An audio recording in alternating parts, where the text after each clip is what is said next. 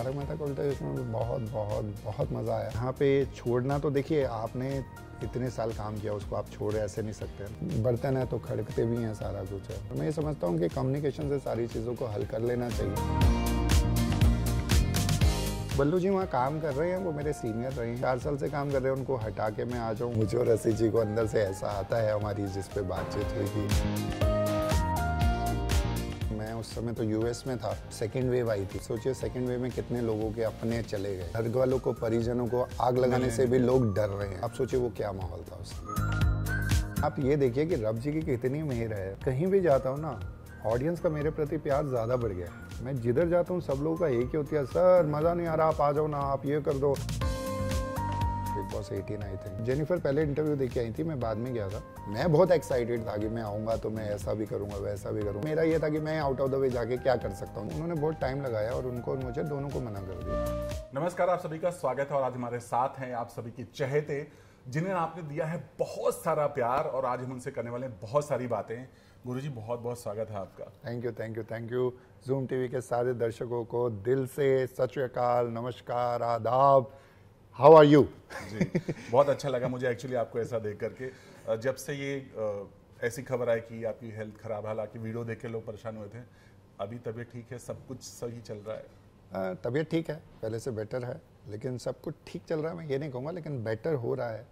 तो ठीक है, एक एक कदम करके आगे चीज़ें बेटर होती हैं। बच्चा पैदा होते ही चलना शुरू नहीं करता, तो मैं ये कहूँगा मेरा ये दूसरा जन्म है, दूसरी इनिंग्स है।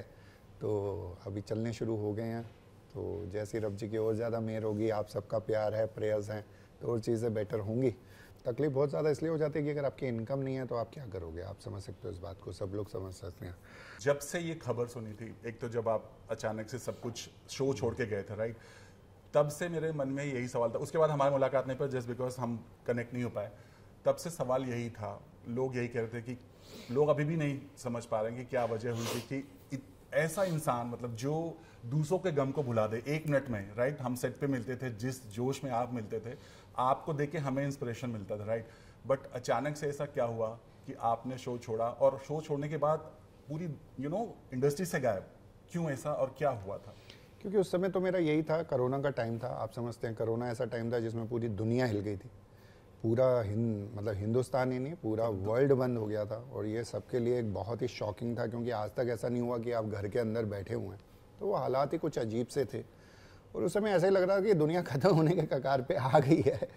तो वही फीलिंग थी कि अभी रब जी से जुड़ जाओ यार फटाफट। और डैडी का भी उस समय कुछ सर्जरी का था और फिर मैंने फिर वही सोचा कि अभी मैं ऐसी कौन सी जगह पे जाऊं जहाँ पे मुझे शांति हो, भाग दौड़ ना हो। तो मैंने फिर वो पंजाब में एक जगह है तो मैं वहाँ चला गया था। तो मैं इधर महाराष्ट्र में भी एक जगह है, वहाँ भी जाने का सोच रहा था। वो नांदेड़ साहब हम लोग बोलते हैं, वहाँ पे गुरुद्वारा साहब बहुत बड़ा है, तो मेरा उधर जाने का भी विचार था। तो मैं ऐसी स्पिरिचुअल जगह जाना चाह रहा था उस समय कि जहाँ पे मैं अब गुरु जी से जुड़ जाऊँ और गुरु महाराज कृपा करें और उनकी सेवा करें, उनकी गुरबाणी से जुड़ें, और वो उनकी कृपा रहमत से ही होता है। तो मेरा ये था कि अब बस अपने साथ पूरा जोड़ लो और वो कर लो। लेकिन बट सर, ये तब होता है जब आप लाइफ से बहुत नाराज हो या आपको लाइफ में वो नहीं मिला जो आप चाहते हो। आपकी लाइफ में सब कुछ था, नेम, फेम, इतने पॉपुलर थे, आप घर घर का चेहरा थे, लोग आपको रास्ते पे पहचानते थे। क्या वजह हुई थी, मतलब आपको ये लाइफ छोड़ के, इंडस्ट्री छोड़ के अचानक से क्यों ऐसा लग रहा था कि नहीं मुझे स्पिरिचुअल जर्नी करनी है? क्यों? मैंने बोला ना, उस समय कोरोना का टाइम था, वो माहौल ही एक अलग था। आप सोचिए, जो मैं उस समय तो यूएस में था, जो सेकेंड वेव आई थी, तो आप सोचिए सेकेंड वेव में कितने लोगों के अपने चले गए। और वो हालात में आप सोचिए कि आप, मतलब जो मैंने सुना उस समय न्यूज़ ऐसी ऐसी, मैं यूएस में सुन रहा था कि मतलब अपने घर वालों को, परिजनों को आग लगाने से भी लोग डर रहे हैं। इतना मतलब माहौल का, आप सोचिए वो क्या माहौल था उस समय, है ना। तो बात वो माहौल ही ऐसा हो जाएगा तो आप कौन से माहौल में जाओगे, क्योंकि वहाँ पे हम लोग जो देख रहे थे और जो सब चल रहे थे। अब जैसे मैं यहाँ पे एक वो शंटी जी है, उनका मैंने बड़ा नाम सुना कि वो दिल्ली में जहाँ जहाँ मतलब उनको ये मिलती थी वो उनका संस्कार कर रहे थे, पूरा देह संस्कार। तो मतलब वो हिम्मत दिखा रहे थे, रब जी की उन पर मेहर हुई तभी वो ये कर पा रहे थे। तो यही होता है कि ये बहुत से लोगों ने ऐसे किया होगा जिनके हमें शायद नाम ना पता हो, तो रब जी ने उन सब पे मेहर की। तो ये जो आजकल ये जो हालात हुए थे कोरोना में, तो मुझे भी यही लगा था और लगता था अब दुनिया पूरी सतयुग में जानी शुरू हो गई है। लेकिन अभी तो मैं देख रहा हूँ कि उल्टा और ज़्यादा वो चीज़ें हो गई हैं, हर जगह रेट फिर से बढ़ गए हैं और फिर वो मारामारी शुरू हो गई है। तो ये मतलब मैं स्पिरिचुअल बातें इधर अभी नहीं करना चाहता, बस इतना ही कहूँगा कि जिनका मैं नाम लेता हूँ, गुरु नानक देव जी ने भी ये बोला है, और अभी प्रेमानंद जी महाराज मथुरा में हैं, जिनको बहुत लोग सुन रहे हैं, वो बहुत लोगों की लाइफ बदल रहे हैं। वो इसलिए क्योंकि वो खुद उनसे जुड़े हुए हैं, प्रभु जी से, रब जी से। तो वो यही अभी बता रहे हैं कि नाम जपो, नाम जपो, नाम जपो। वो यही बात कही जा रहे हैं ना, मैं तो नहीं कह रहा, वही कह रहे हैं। गुरु नानक देव जी ने भी यही बात किया है, सब हमारे कृष्ण भगवान भी यही बोलते जाए हैं, है ना। तो हम इस तरफ ध्यान नहीं दे रहे हैं, ये ध्यान देना बहुत ज़रूरी है, क्योंकि देखो ये तो माया है, इधर ही पड़े रहेंगे तो बस हो जाएगा। और उस समय सब कुछ था, मैं बिल्कुल मानता हूँ, मेरी प्रेयर्स भी कुछ उस समय वैसे चल रहे थे कि प्रभु अपने से जोड़, अपने से जोड़, अरदास वही कर रहा था, रब जी मेहर कर, मेहर कर। तो आप जो मांगते हो ना, फिर वो ये ध्यान रखो, ये मैं बोलता हूँ एक्चुअली सीक्रेट, और वो बोलते हैं ना, मैं उसको दूसरे ढंग से बोलना चाहूँगा कि आप क्या मांगते हो ना, ये ध्यान रखो, और क्या आप हर समय दिमाग में विचार चल रहे हैं उसका भी ध्यान रखना ज़रूरी है, क्योंकि वैसी चीज़ें होती हैं। अब वैसे माहौल में मैं इस तरफ था नहीं, मैं था पंजाब में, तो मैं उधर ही काम करने में लगा हुआ था, फिर दिल्ली भी आया था, पर वो बिज़नेसेस किए वो चले नहीं। मैं सही मायने में बोलूँ तो मैं बिज़नेस के मामले में कमज़ोर आदमी हूँ। मतलब कैसे कमज़ोर हूँ कि वो चीज़ों को संभालना वो नहीं होता, कैमरे के आगे परफॉर्म करना है, लाइव इवेंट्स करने हैं। अभी मैंने बहुत सी जगह बहुत कुछ बोला कि मेरे को कोई बहुत अच्छा रियलिटी शो चल रहा है तो मुझे जज बना दीजिए, उसमें बहुत अच्छे ढंग से करूँगा चीज़ें, क्योंकि लोग मुझे देखना चाहते हैं और मुझे मज़ा आता है ऑडियंस से अट्रैक्ट करने में, लोगों को खुश करने में, एंटरटेन करने में, कुछ ऐसा कि वो हंसें, गुदगुदाएँ, उनकी मतलब ज़िंदगी में कुछ जो गम है वो थोड़ी देर दूर हो जाए। क्योंकि कहते हैं जब आप अच्छे मूड में आते हैं ना, तो आपका माइंड भी अच्छा ढंग से चलता है। जैसे मेरा क्या होता है कि जब मेरा EMI और क्रेडिट कार्ड का होता है और पैसे नहीं है, तो मैं भी स्ट्रेस टेंशन में आ जाता हूँ, और बहुत ज़्यादा आ जाता हूँ, तो उधर मैं भी कमज़ोर पड़ जाता हूँ, क्योंकि वो है ना, किसी का पैसा देना है। अब वो मुझसे नहीं मांग रहा है, पर बैंक वाले तो नहीं वो करते हैं, तो ऐसा नहीं है वो मांग नहीं रहा तो मुझे देना नहीं है, मुझे तो देना ही है ना, मेरे सर पे तो वो है चीज़। तो मैं दिल से वही वापस करना चाहता हूँ, क्योंकि ऑडियंस के लिए मैं जितना अच्छा कर सकूँ, उनको खुशी मिले और वो थोड़े पल के जैसे हैप्पीनेस में आ जाएं। तारक मेहता का उल्टा चश्मा में भी लोगों को हंसाया, गुदगुदाया है, पूरी टीम ने हंसाया, गुदगुदाया है, और पूरी फैमिली एक साथ बैठ के तारक मेहता का उल्टा चश्मा को देख सकती है। आज भी पुराने लोग देखते हैं, पुराने क्लिप्स आज भी लोग देखते हैं। वो तो मैं जिधर जाता हूँ सब यही बोलते हैं तारक मेहता का उल्टा चश्मा शुरू में हम लोग सब रॉ थे, एकदम नए थे, तो और भी ज़्यादा जोश था कि कुछ नया करना है, ये करना है, और किसी को ये यकीन तो नहीं था कि इतना चलेगा ये सीरियल। ये रब की मेहर होती है, तो अगर हम ये सोचें ये रब की मेहर है तो चीज़ें और भी बेटर होती चली जाती है। मुश्किल था छोड़ना, क्योंकि अच्छा खासा रोल, अच्छी खासी पॉपुलैरिटी, अच्छा खासा सब कुछ अच्छा हो, और आपको छोड़ना पड़े। जैसा आपने बोला कि आपको इधर जाना था, इस वजह से छोड़ा, तो थोड़ा मुश्किल था, क्योंकि ये आसान डिसीजन नहीं था। बेसिकली इसमें और भी कुछ बातें हैं जो मैं नहीं बोलना चाहता हूँ अभी, क्योंकि वो पास्ट हो चुका है, 5 साल पुरानी बातें हो चुकी हैं। अभी मैं किधर उस चीज़ों में जाऊँ वापस। मैं वही बोल रहा हूँ, अभी ना मैं थोड़ा रब जी की मेहर से ही बदला हूँ। चेंज तो सबकी ज़िंदगी में आता है, तो अब या तो वो चेंज आपको रब के नज़दीक ले जाएगा या दूर ले जाएगा। तो रब की मेहर ये है कि मैं उनके नज़दीक जा रहा हूँ, उनकी मेहर कृपा से। मेरे से मेरा 0.0% भी नहीं है, जो है उनकी कृपा रहमत से है। दयालु कृपालु है, सभी से ही प्यार करता है वो। बस हमको उसकी शरण में वाकई दिल से उसके आगे समर्पण करने की ज़रूरत है। वो सद्बुद्धि मिल जाए हमको तो यहाँ पे छोड़ना, तो देखिए आपने इतने साल काम किया, उसको आप छोड़ ऐसे नहीं सकते ना। तो आज भी मैं तारक मेहता का उल्टा चश्मा को बहुत प्यार करता हूँ, रोशन सिंह सोडी के कैरेक्टर को बहुत पसंद करता हूँ, और मुझे आज भी मतलब वहाँ असित भाई और मैंने ये डिसाइड किया है, क्योंकि मैं उनसे जब पहले मिल के आया था, तो बल्लू जी वहाँ काम कर रहे हैं, वो मेरे सीनियर रहे हैं, आई रिस्पेक्ट हिम। तो अभी वो 4 साल से काम कर रहे हैं, उनको हटा के मैं आ जाऊँ। ऑडियंस ये चाहती है, I respect audience view point पर मुझे और असित जी को अंदर से ऐसा आता है हमारी, जिस पे बातचीत हुई कि एक की लाइवलीहुड चल रही है, उसको हटा के उसमें, तो मैंने दूसरे पर्सपेक्टिव से बोला था कि प्रोडक्शन में कुछ अगर मुझे दे सकते हैं वो दे दीजिए। मैं तो उनका बॉडीगार्ड बनने को भी तैयार था। अच्छा। क्योंकि सलमान खान जी हैं तो उनका बॉडीगार्ड भी तो शेरा है ना, तो उसमें क्या, देखिए शेरा कितना बड़ा फेमस सेलिब्रिटी है एक तरीके से, है ना। तो मैं तो ऑलरेडी, वो रब जी की कृपा है, और असित भाई को थैंक यू है कि उन्होंने तारक मेहता का उल्टा चश्मा दिया, तो मैं इसलिए तैयार था। मैंने कहा असित भाई अगर रख लेंगे तो, उन्होंने कहा था मैं बताऊंगा इसके बारे में, तो वो बात नहीं हुई। तो मेरे को काम में कोई शर्म नहीं है भैया, अगर अच्छा काम है और मैं बॉस के आगे खड़ा हो जाऊं और उनकी जान कभी बचा पाऊं, तो मैं तो खुशी खुशी उसमें खुश हो जाऊंगा कि चलो मैं किस काम आ पाया। क्योंकि काम प्रोफेशनली बहुत दिल से करता हूँ। 13-14 साल जितने साल भी किए तारक मेहता बहुत दिल से किए हैं, और मैं ही नहीं, बहुत सारे वहाँ पे मतलब सब ऑलमोस्ट सारे ही आर्टिस्ट, ऑलमोस्ट क्या बोलूँ, सारे ही आर्टिस्ट जो है बड़ी मेहनत करते हैं। और वहाँ खाली कैमरे के आगे वाले ही नहीं मेहनत करते, कैमरे के अब ये कैमरा मैन हमारे पीछे है तो ये भी तो मेहनत कर रहे हैं, ये नहीं करेंगे तो हम किधर से देखेंगे। आप मेरे साथ अभी हैं तो और भी यहाँ पे हैं, तो ये लोग भी तो कर रहे हैं मेहनत, तो सब लोग मेहनत करते हैं। ऑफिस में बैठे हुए आपकी टीम है वो मेहनत कर रही है, तो सब लोगों का तो ये टीम एफर्ट होता है तो चलता है। तो चलिए बस रब जी की मेहर है, और आसिफ भाई को थैंक यू है कि तारक मेहता का उल्टा चश्मा हमने किया, लोगों ने इतना प्यार दिया।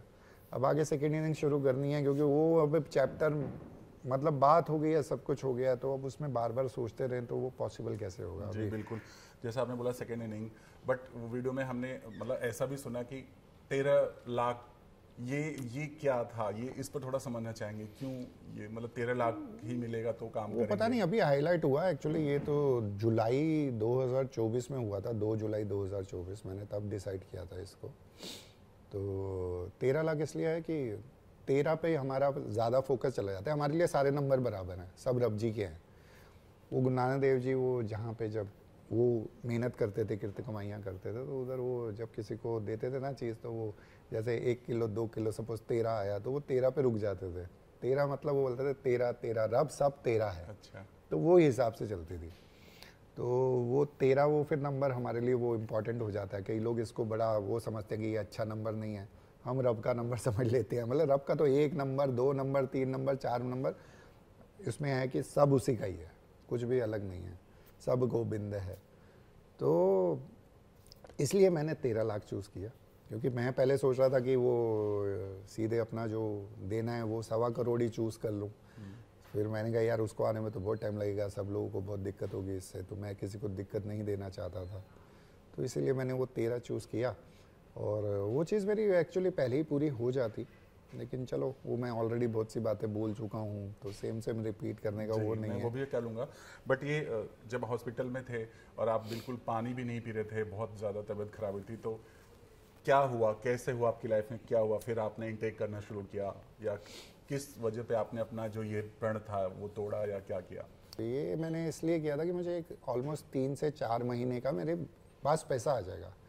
तो मेरे पास अब 3 से 4 महीने का टाइम है, मैं कुछ काम शुरू करूँ। देखिए आप कोई भी नया काम शुरू करेंगे उसको थोड़ा वक्त तो लगेगा, खुद का अगर काम शुरू करें, और मुझे ये कॉन्फिडेंस है रब जी की कृपा से कि मैं उसको उतने टाइम में कर सकता हूँ। प्रॉब्लम क्या होता है कि मैं कहीं कहीं से कुछ करता हूँ तो मुझे 1 महीने का टाइम मुश्किल से मिलता है, कभी कभी वो भी नहीं मिलता है काम, तो 1 महीने में नई चीज़ सेट हो पाती है। अभी पीछे भी मैंने एक काम शुरू किया था ये होने से पहले, तो उसमें डैडी हॉस्पिटलाइज हो गए, तो उसमें मतलब डैडी के साथ हॉस्पिटल जाना पड़ रहा था, तो दिन में मैं उनके साथ हॉस्पिटल में ही था, तो मेरा वो काम पे अगर मैं ध्यान नहीं दूंगा तो कैसे चलेगा वो। तो ये बहुत बिज़नेस को बिज़नेस के हिसाब से ही लेना पड़ता है, ये मैंने चीज़ें समझी, और मैं प्रोफेशनली बहुत काम किया हूँ रब जी की कृपा से।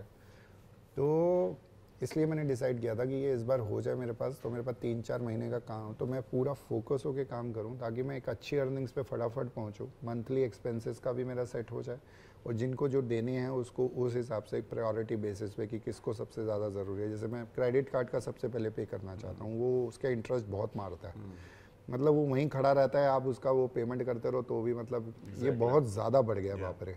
तो आज मैं यही चाहता हूँ आ जाए तो सारे क्रेडिट कार्ड बंद कर दूंगा, एक छोड़ के, क्योंकि वो टिकटें विकटें बुक करानी चाहती है तो एक रह जाए बस, और फिर अपना EMI इसका वो हो जाए, और फिर जिन लोगों के पहले प्रायोरिटी बेसिस पे देना चाहिए तो उनको दूँ।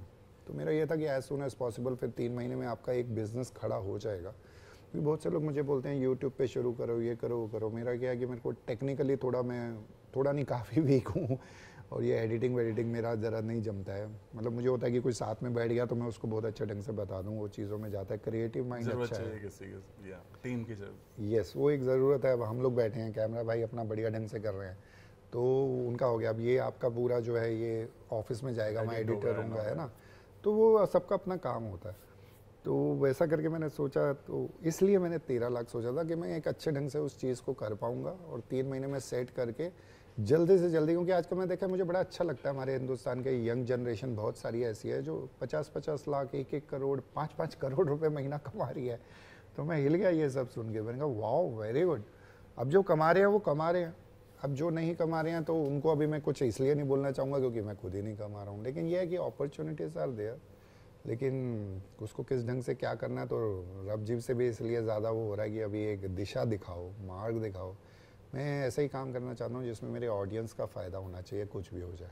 मैं हर चीज़ में ये सोचता हूँ कि भाई इनका कोई नुकसान तो नहीं हो रहा है, इनका फ़ायदा ही होगा ना। जैसा आपने बोला सेकेंड इनिंग, आपको इनिंग मतलब आपको तो वैसे ही लोग इतना पहचानते हैं, आप राह चलते हैं लोग आपको पहचानते हैं, बट आपको वो दौर याद आता है जब आपको इतने काम आते होंगे, आप कर नहीं पाते होंगे उस दौरान, राइट?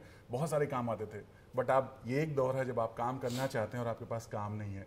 तो इस जो लाइफ में उतार चढ़ाव है, इसको आप कैसे देखते हैं? मतलब एक एक्टर का जो स्ट्रगल है उसको आप कैसे देखते हैं? सबसे पहले तो मैं शॉक्ड हूँ कि मुझे काम क्यों नहीं आ रहा, क्योंकि मैंने इतना लंबा समय काम किया है और बहुत दिल से किया है।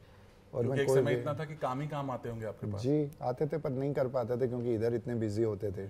हम तारक मेहता के वर्ल्ड में ही जीते थे बेसिकली ज़्यादा, क्योंकि बाहर का उतना मतलब टाइम नहीं था हमारे पास। और अपने को देखो जो मेन होता है आप उसी पे फोकस करते हैं। आज मेरे पास टाइम है, तो अभी मैं चाहता हूँ कि मैं बाहर जाके दिखाऊँ। मैं खाली यही नहीं करना चाहता, मैं डिफरेंट चीज़ें कर सकता हूँ। मुझे पता है मैं बहुत सीरियसनेस वाले रोल कर सकता हूँ। मैं मतलब सोचता हूँ कि भाई जितने भी डिफरेंट तरीके के जो कैरेक्टर्स होते हैं वो सारे में मैं फोकस करता हूँ। तो मैंने कहा मैं ये बड़े अच्छे ढंग से मैं ये परफॉर्म कर सकता हूँ। क्योंकि मैं आपको एक बात बताता हूँ कि एक बार वो एक सीन था तारक मेहता का उल्टा चश्मा में, ये भी पहली बात शायद मैं ये बात बोल रहा हूँ अच्छी बातें याद आ रही है। तो उसमें ऐसा था कि मैं सोया हुआ हूँ, तो बाहर इन लोगों का पूरा जो अपनी टीम है उसका चल रहा है आपस में। आई थिंक वो वाला था जिसमें वो टेम्पो फंस जाता है शायद, वो वाला एपिसोड था। तो उसमें वो फिर पूछते हैं भाई ये सोडी ने तो टेम्पो नहीं लगा दिया इधर ऐसा करके। तो फाइनली रोशन आती है, मुझे जगाती है। रोशन मुझे मतलब सोडी को जगाती है, रोशन सोडी को जगा रही है, तो वो जगा नहीं पा रही है, तो वो फिर पानी लेके मेरे मुंह पे करती है। अभी उसमें क्या था कि वो डायरेक्टर साहब ने कहा भाई इसमें ध्यान रखना, पानी डलेगा तो वो पता चलना चाहिए आप सो रहे हो। तो मैंने कहा अरे बाप रे। तो अपने को वो टेंशन हो जाता है कि यार गलत ना हो जाए, डायरेक्टर साहब ने बोला है। तो मैं पूरा रब जी को प्रेयर करके फिर चीज़ें करता हूँ। मैं कहा महाराज इज्जत रख लेना वो करवा देना अच्छे ढंग से। तो मैं उधर फिर वैसा करके लेटा हुआ था, तो मैं प्रेयर करती, मैं क्या वाहिगुरू जी मेहर कर देना, बख्शिशा कर देना है, अच्छे ढंग से सीन करा देना। तो मैं वेट कर रहा हूँ पानी कब डलेगा, पानी कब। फिर मैं धीरे धीरे सांसों पे चला गया, फोकस उधर हो गया। फिर मेरे पे पानी डला सारा कुछ और वो सीन ओके हो गया। फिर बाद में वो टेलीकास्ट हुआ ना, तो मुझे दिलीप भाई का फ़ोन आया, अपने जेठा भरा का। कहते वो तेरे पे पानी डाला था ना? मैंने कहा सर डाला था। तो कहते तेरे ये बिल्कुल हिला ही नहीं, क्या कैसे किया तूने ये किया? क्योंकि ही इज़ अ मास्टर, मतलब उनको एक्टर से पहले मास्टर बोलूँगा। तो वो बड़ी चीज़ें ना गौर से देखते हैं, हर चीज़ ऑब्जर्व करते हैं वो। और कुछ ऐसा अच्छा हुआ होता है ना तो उस एक्टर से जाके बात करते हैं वो ज़रूर। तो उन्होंने मुझसे ये बात की थी, तो मैंने कहा सर हो गया मैं तो प्रेयर करके किया था। तो ऐसा करके बड़ी सारी हमारी चीज़ें हुई थी।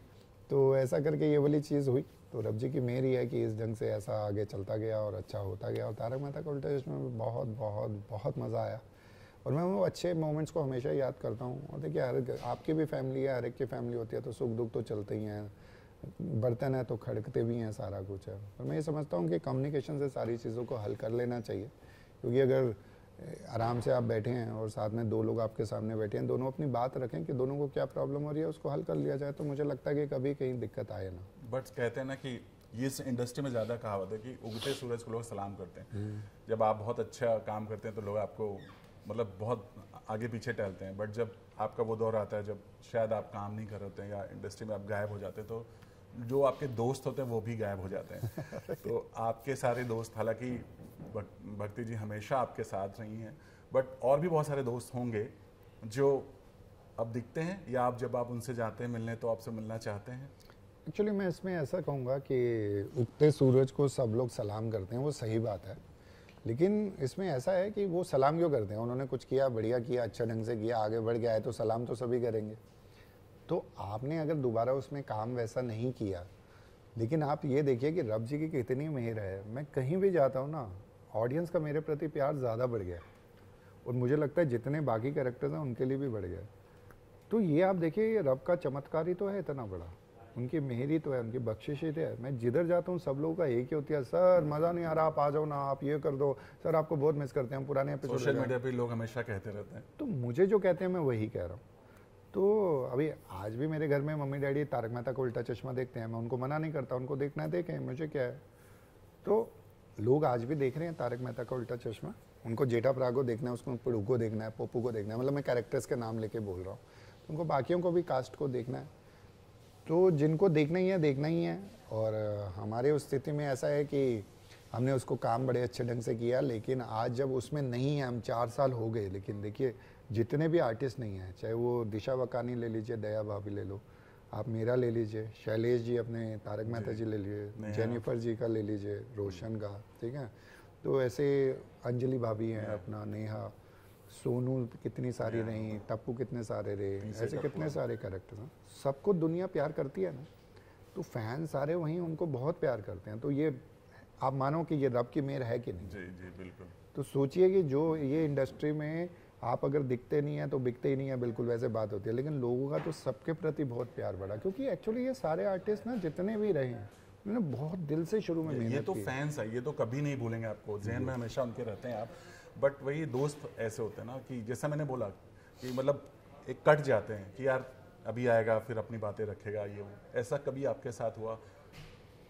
देखिए इसमें तो सीधी सी बात है, सबका अपना अपना वो नेचर है, और जो नेचर है उसको रिस्पेक्ट करो कि भैया जो आपके साथ हैं वो आपके साथ हैं, क्योंकि कहते हैं ना बुरे वक्त में ही सही साथी पता चलता है। तो आपको क्लैरिटी हो गई, ये दोस्त है, ये सच्चा दोस्त है, सिंपल सा फंड है, तो उसको क्लैरिटी माइंड में रखो, इधर इतना टाइम वेस्ट मत करो, सीधी सी बात है। वक्त ना बहुत कम है हमारे पास, सबके पास, एक दिन मौत आएगी लेके चली जाएगी हमें, तो जब मौत लेके जाएगी ना तो उसमें या तो मैंने कल भी बोला था कि या तो गुरु साहब खुद आएंगे या जमदूत आएंगे। अब कर्म जैसे किया ना तो उसी के हिसाब से होंगी चीज़ें। तो इसीलिए आज प्रेमानंद जी महाराज यही बोल रहे हैं, आज से पास्ट में चल गया, आज से ही 2 चीज़ें कर लो, एक कर्म अपने अच्छे कर लो, जो पास्ट में हो गया, दूसरा नाम जप लो। ये वो बोले जा रहे हैं जो इतना, अभी देखो कितने दिल से वो बोलते हैं, उनकी बातों में, उनकी आवाज़ में देखो आपको शक्ति नज़र आती है, उनके चेहरे से नज़र आता है नहीं, क्योंकि वो शक्ति रब की शक्ति है, वो शरीर में तो जाएगी ही जाएगी, उनके उससे मुख वाणी से यही निकल रहा है, क्योंकि ये सब साधु संत महापुरुष है ना, ये रब जी से पूरे जुड़े हुए हैं।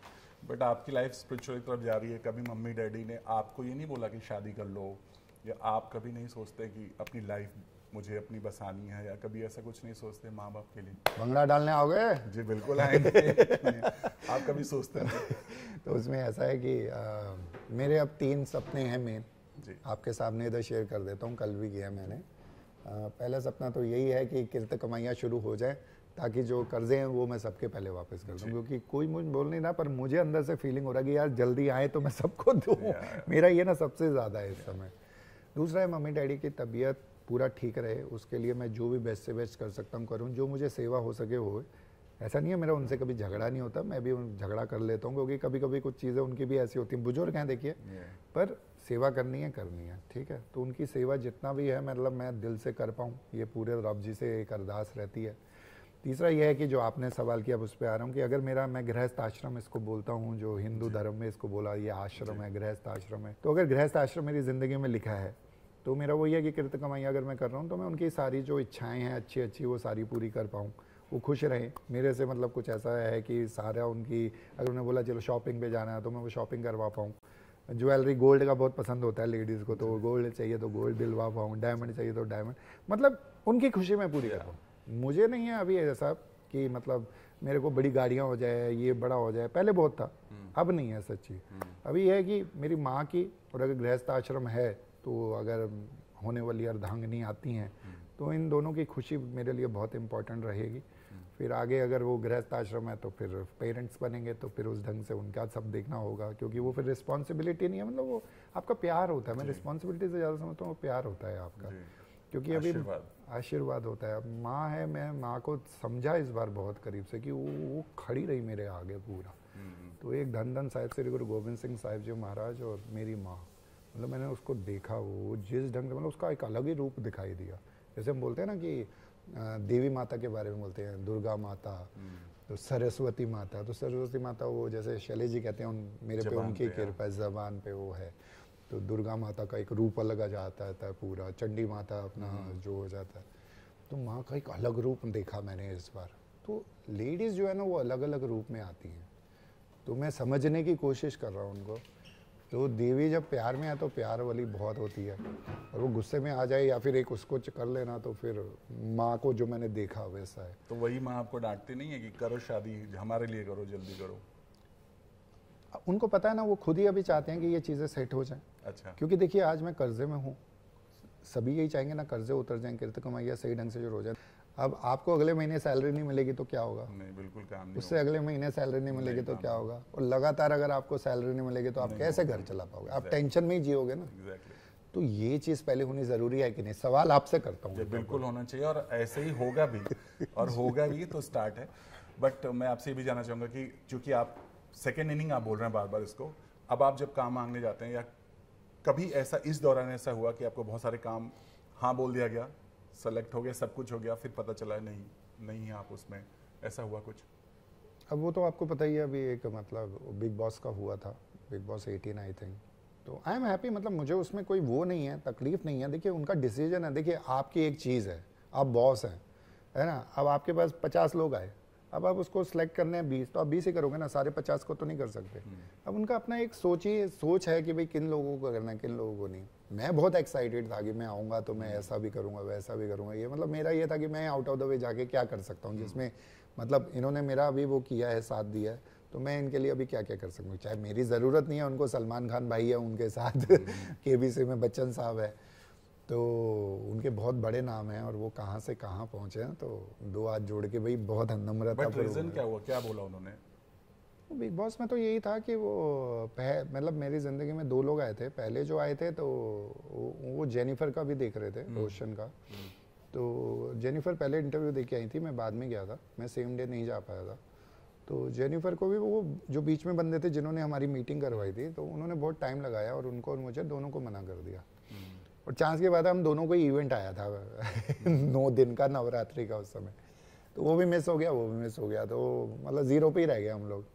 तो वैसा करके हुआ, पर मुझे किसी से कोई कंप्लेंट नहीं है, कुछ नहीं है, सबके अपनी लाइफ है, अपने डिसीजंस हैं, तो I respect them. After Tarak Mehta, जिस तरह से भक्ति जी आपके साथ हमेशा हर दफ़ा हर जगह खड़ी रही हैं, चाहे जिस फेज में हो, जब आप लापता हुए थे या फिर आज भी वो आपके साथ खड़ी हैं। और एक चीज़ मुझे जानना है सर, ये दौर ऐसा है डिजिटल वाला, आपके पास फ़ोन क्यों नहीं है? अब ऐसा है ना, चीज़ें सेट हो रही हैं, तो सेट होती है, मैं वो फ़ोन को अब सेट कर देने वाला हूँ, क्योंकि कल उनका भी यही सवाल था। तो मेरा एक्चुअली क्या ना, अभी दिल्ली मुंबई का चली जा रहा है, दिल्ली या मुंबई या दिल्ली या मुंबई, वैसा। तो मैं फाइनली इस महीने में ये चीज़ें कर दूंगा और सबको मेरे नंबर भेज दूंगा और सबको बोलूँगा व्हाट्सअप कर दीजिए, तो व्हाट्सअप पे हम सारी चीज़ें करेंगे, बात करेंगे, कुछ भी इंटरव्यूज़ करने हैं वो सब करेंगे। और इसमें क्या है कि अभी मैं सबसे पहले तो ऑडियंस का थैंक यू करता हूँ, क्योंकि उन्होंने बहुत मेरे लिए प्रयास किया है। आप सबका थैंक यू करता हूँ, आप जितने जर्नलिस्ट हैं, आपने मेरी बात खुद से पहुंचा दी, जबकि मैंने आपको कहा नहीं, आपने खुद से पहुंचा दी। एक बात मैं इधर बोलना चाहूँगा, स्टार्ट से ही पहुंचा रहे हैं, स्टार्ट से जर्नी आपके साथ स्टार्ट हुई। हम लोग सेट पे मिलते थे, बहुत मजा आता था। एक चीज़ मैं आपको बोलूँगा, मैं कुछ लोगों से रिक्वेस्ट करूँगा, कुछ लोगों ने ना ऐसी बात बोली है कि मैंने ये इसके लिए स्टंट वनंट, वो क्या बोलते हैं, पब्लिसिटी के लिए किया। आप सोचो, मैं कभी खुद आपके पास कभी आया, मेरा इंटरव्यू करो, ये करो, कभी भी नहीं। आप लोग पीछे पड़े थे यार, इंटरव्यू करो, इंटरव्यू करो, जो सच है सामने है ना। सही बात है। तो मैं 2 हाथ जोड़ के आपको भी बोलूँगा, यार अफवाहें फैलाना बंद कर दीजिए प्लीज़, आई रिक्वेस्ट यू, क्योंकि आप भी ह्यूमन बींग हैं, आपके अंदर भी रब जी हैं। तो मैं उस रिस्पेक्ट को रखते हुए कि आपके अंदर की जो होता है, तो इसलिए कह रहा हूँ।